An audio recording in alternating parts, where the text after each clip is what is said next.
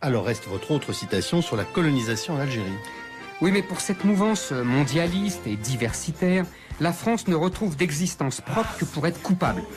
Mais si la colonisation française en Algérie est un crime contre l'humanité, alors c'est toute l'histoire de l'humanité qui est un crime. Tous les peuples de la Terre ont été alternativement colonisés et colonisateurs. L'Algérie avait déjà été colonisée par les Romains, les Espagnols, les Arabes, les Turcs. La France a envoyé ses armées pour mettre un terme à des siècles de pillage, de razzia, par des barbaresques qui fournissaient les harems d'Arabie en esclaves européens. La France n'a pas seulement colonisé l'Algérie, elle l'a fondée. Son nom même n'existait pas. La conquête fut rude, violente, sans pitié, comme toutes les conquêtes. Mais les colons français ont, à la manière romaine, cultivé les terres, bâti des villes, soigné les populations, éduqué les enfants et, accessoirement, découvert le pétrole. La population d'Algérie comptait 2 millions d'habitants en 1830, 10 millions en 1962, près de 40 millions aujourd'hui, à comparer avec le nombre d'Indiens restant en Amérique dans les réserves. Cette chanson, je l'ai faite pour vous, les Français, les Françaises. Allons enfants, ça sera notre hymne à nous, notre Marseillaise. À la maison, à ton bureau, quand on aura marre d'écouter le casse-bonbon qui parle trop, tu pourras lui chanter. Ah, si tu pouvais fermer ta gueule, ça nous ferait des vacances. Ah, si tu pouvais fermer ta gueule, ça ferait du bien à la France. Ah, si tu pouvais fermer ta gueule, ça nous ferait des vacances. Ah, si tu pouvais fermer ta gueule, ça ferait du bien à la France.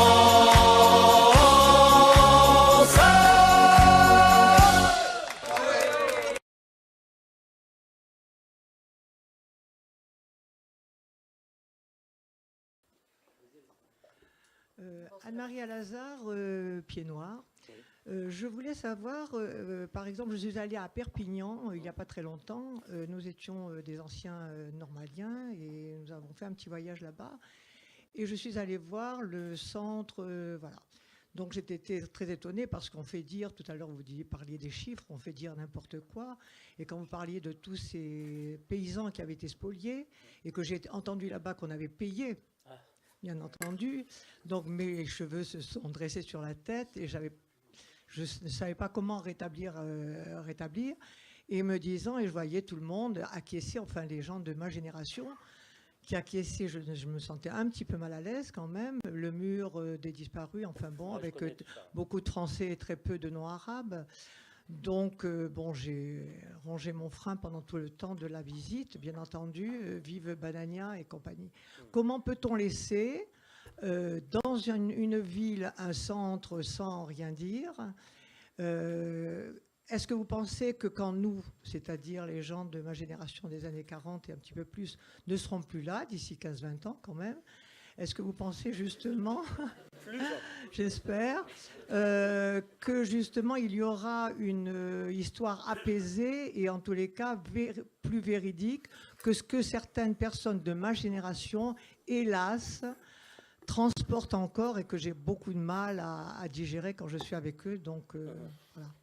Alors dans votre question, il y a tellement de questions qui viennent en cascade les unes derrière les autres, comme des espèces de poupées russes, quoi, qui sont assez compliquées parce que d'abord sur les chiffres, les faits eux-mêmes, etc. Bon, l'argumentaire des toujours partisans de l'Algérie française, 60 ans plus tard, c'est la France a construit des routes, vous avez dû voir tout ça, les hôpitaux, etc.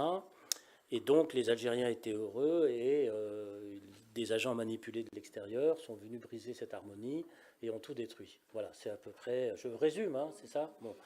Vraiment l'essentiel. Bon. Alors la question quand même, c'est que même admettons que tout le monde était heureux, comment ça se fait qu'il y avait 120 000 mecs à la LN ? Moi, je ne sais pas, hein, mais déjà il faut partir des choses simples. Hein.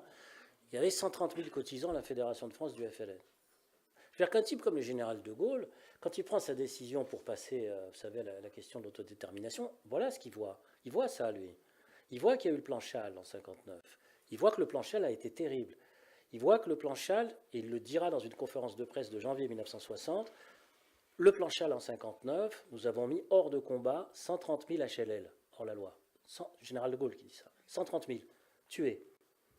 Bon, dites donc, ils n'étaient pas tous heureux, alors il y en avait 130 000. Général de Gaulle, le chef de l'État, qui dit ça dans une conférence de presse.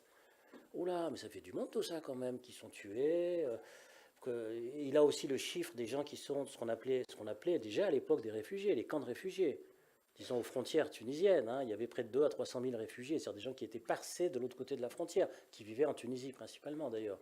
Bon, d'où le bombardement de Sakiet Sidi Youssef en 1958. Bref, tous ces gens-là, moi ce que je leur demande c'est quoi? C'est de faire un minimum d'efforts de ce qui se passait de l'autre côté de la société. C'est tout. Vous avez peut-être raison, vous étiez peut-être heureux en Algérie, vous étiez tous ensemble avec les musulmans, ça se passait bien, la femme de ménage, tout ça, c'était très sympathique. Faites un effort sur un minimum de choses, sur ce qui se passe de l'autre côté du miroir. C'est-à-dire que dans les campagnes algériennes, combien de centaines de milliers de paysans n'étaient pas alphabétisés? Les soldats français, quand ils rentrent en Algérie en 56, 57, qui rentrent dans les campagnes, c'est quoi quand vous lisez leurs mémoires, les livres qu'ils écrivent, etc., c'est quoi? Ben, ils découvrent une société totalement analphabète. Et ils vont devenir instituteurs, ils vont devenir médecins, ils vont devenir infirmiers, ils vont construire des hôpitaux. Il y a évidemment tout l'aspect répressif de l'armée, mais il y a aussi ça. Je veux dire, c'est-à-dire qu'ils découvrent une société qui est sous-administrée. Le problème, il était là en Algérie, c'est une société sous-administrée. Donc, quand on sait tout ça, je veux dire, quand on entend les milliers de témoignages, je veux dire, de soldats français, qu'ils les écoutent au minimum, parce qu'ils ne veulent même pas écouter les témoignages des soldats français, parce qu'ils disent ils étaient contre nous. Ils sortent le coup du verre d'eau et tout ça. Bon, je connais quand même, ça fait 40 ans. Bon, puis moi-même, un peu issu de tout ça, donc je connais ça. Donc, il faut au minimum faire l'effort, disons, de traverser et puis de voir de l'autre côté, je veux dire, ce qui s'est passé. Et le fait est, c'est que 60 ans plus tard, si vous allez en Algérie aujourd'hui, 60 ans plus tard, il y a très peu d'Algériens qui voudraient que les Français débarquent à Sidi Ferruch. Très peu. Du point de vue sondage, sondage, il y en a, sûrement, il y en a peut-être 1,5, 2, peut-être. Mais vous savez, il n'y en a pas beaucoup qui disent on aimerait voir le drapeau français flotter à nouveau sur la place du gouvernement général avec le cheval. Il y en a très peu. Donc, est-ce qu'ils réalisent ça?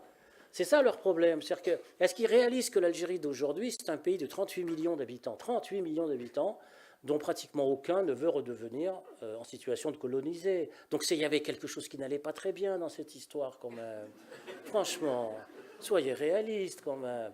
Combien d'Algériens, disent maintenant il faut que le drapeau français flotte? Par contre, beaucoup d'Algériens disent on doit s'entendre avec la France, bien sûr. Presque tous le disent, bien sûr. Il faut en finir avec toutes ces conneries, bien sûr. Tous vous le diront. Mais aucun ne vous dira « Ah, comme c'était le bon vieux temps, avec sous le drapeau français, on était tous heureux et fraternels. » J'en connais pas. Il y en a peut-être, attention, qui vivent secrètement en Algérie. Bon, mais depuis des années que j'y vais, j'en ai jamais rencontré. Mais peut-être qu'il y en a dans les catacombes qui continuent d'œuvrer silencieusement. Ça, c'est pas impossible. Donc, vous voyez, ça, c'est un effort qu'il faut faire. Tout pomponnés, tout maquillés, ils viennent vendre leur salade. Pendant que monte du fond les cafés, la grande sérénade. Ah, si tu pouvais fermer ta gueule, ça nous ferait les vacances. Ah, si tu pouvais fermer